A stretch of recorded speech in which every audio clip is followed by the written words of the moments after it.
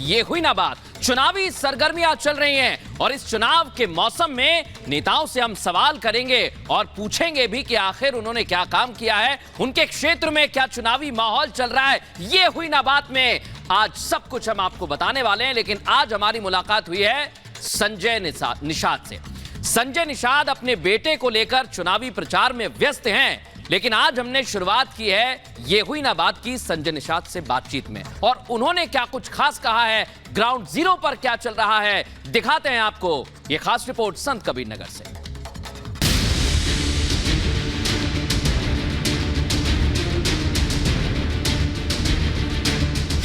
चौबीस का लोकसभा चुनाव सिर पर है तो मैदान में उतर चुनाव प्रचार के लिए सियासी दल और उनके नेता अपनी अपनी तैयारियों को धार देने में जुटे हैं। इस खास सेगमेंट में बात निषाद पार्टी के अध्यक्ष संजय निषाद की करेंगे, जो जनता के बीच जा रहे हैं, वोट मांग रहे हैं। 24 का महासंग्राम सिर पर है तो बदलती चुनावी चर्चा पर राजनेताओं की दिनचर्या भी बदली नजर आ रही है। और आज बहुत ही खास मेहमान हमारे साथ में हैं, जो कि आज सीधे तौर पर हमारे साथ में नाश्ता कर रहे हैं रिपब्लिक भारत के साथ, और उनसे जानने और समझने की नब्ज हम टटोलने की कोशिश करेंगे। क्योंकि ये कहा जाता है कि कोई भी बड़ा दल जब बनता है और स्थानीय छोटे दल जब साथ में आते हैं तभी वो आगे बढ़ पाता है। और इस वक्त हमारे साथ में निषाद पार्टी के अध्यक्ष संजय निषाद जी अपने पूरे परिवार के साथ में मौजूद हैं। कभी त्रेता में पार का नारा लगा था, गंगा पार, और कभी निषाद पार्टी के भारतीय जनता पार्टी के साथ आने से आज फिर 400 पार का नारा लगता। तो आर पार की लड़ाई तो है ना। तो ये 400 पार एनडीए सरकार इसलिए होगी कि आपने देखा होगा कि उत्तर प्रदेश में सपा बसपा एक हो गई थी 2019 में, और मैं मोदी जी के साथ लास्ट में आया, 3 फेज का चुनाव जब रह गया था। आपने देखा सपा बसपा जिसकी सरकार 30 साल से रही हो, वो एक साथ मैंने ही किया था 2018 में, लेकिन वो अपनी आदतों की वजह से अलग अलग हो गए। अब बारी मैदान में निकलने की थी, चुनाव प्रचार पर जाने की थी। संजय निषाद के साथ हमारी टीम भी थी। संजय निषाद के साथ उनकी पत्नी भी इस प्रचार में उनके साथ नजर आई। दोनों मिलकर वोटर्स का आशीर्वाद लेते नजर आए।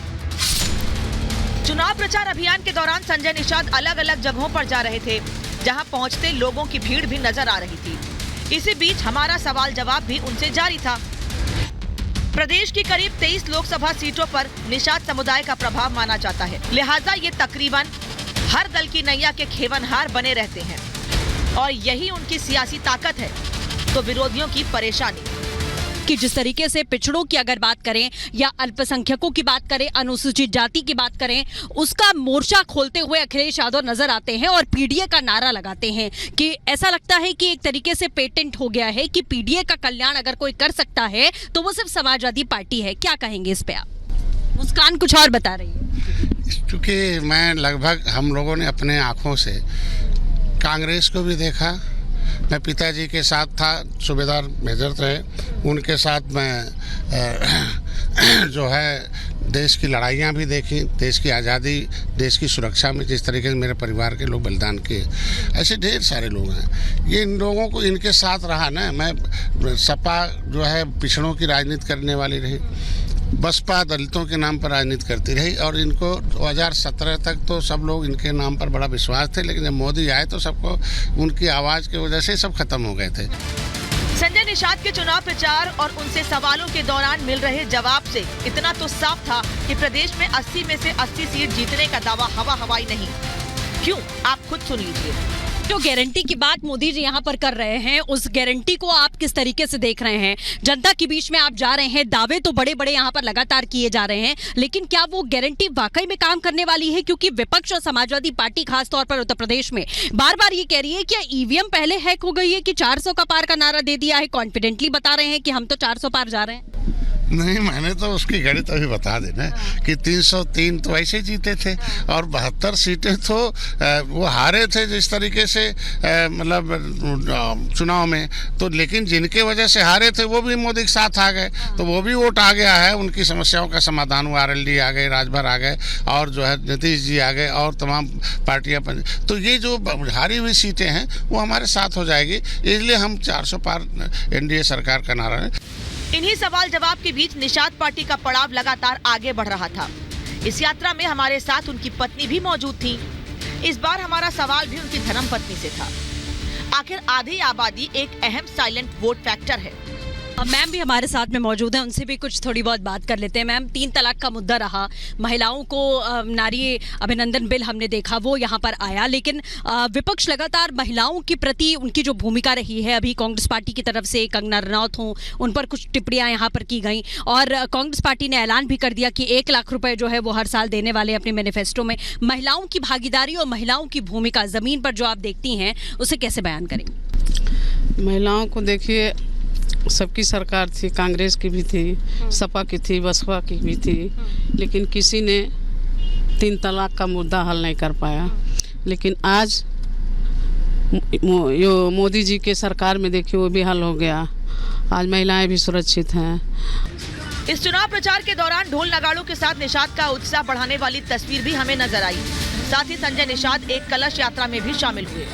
लेकिन हमारे पास अब भी कई सवाल थे जो हम संजय निषाद से पूछना चाह रहे थे।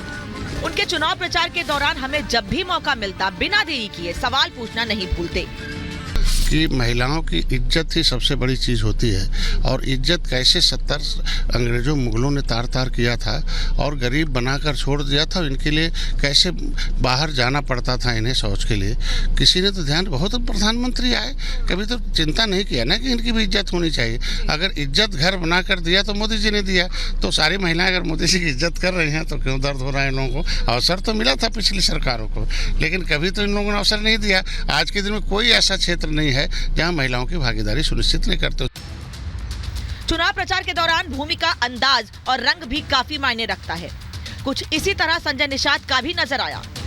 प्रभुराम के जीवन में केवट की और निषाद राज की बड़ी अहम भूमिका रही है और आज इस वक्त आप लगातार देख रहे हैं कि निषाद जी हमारे साथ में हैं और अब चूंकि हम नाव पर बैठ चुके हैं और इसीलिए अब उनसे भी हम ये समझना चाहेंगे, चेहरे पर एक बड़ी मुस्कान है। निषाद जी, निषाद राज की बड़ी भूमिका रही और केवट जी की बड़ी भूमिका रही, नाव पर हम हैं और नैया पार लगाने का जिम्मा आपने कहा है कि हमने ले रखा है।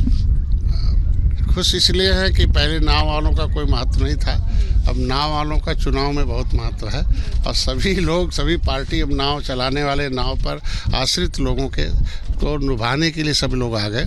अब देखेंगे पीछे एक पुल है, कभी ये हमारे पुरखों का ये घाट हुआ करता था, इसी नाव से उनका सहारा चलता था और इसी से उनका जीविकोपार्जन होता था और सबकी सेवा करते थे। जिस तरीके से प्रभु श्री राम को पार उतारता तो इसी तरीके से सभी जनता को ईश्वर का दूसरा रूप समझ के सबको पार उतारते थे। 24 का चुनाव अब सिर पर है। प्रचार के जरिए सत्ता पक्ष और उनके सहयोगियों की कोशिश अपनी बड़ी उपलब्धियां जनता को बताना है, तो विपक्षी अपने कार्यकाल के दौरान समाज हित में किए गए कार्यों की दुहाई दे रहा है। लेकिन ये तस्वीरें बताने के लिए काफी हैं कि ये बिरादरी इस बार किसके साथ रहेगी। Bureau report, Republic Bharat.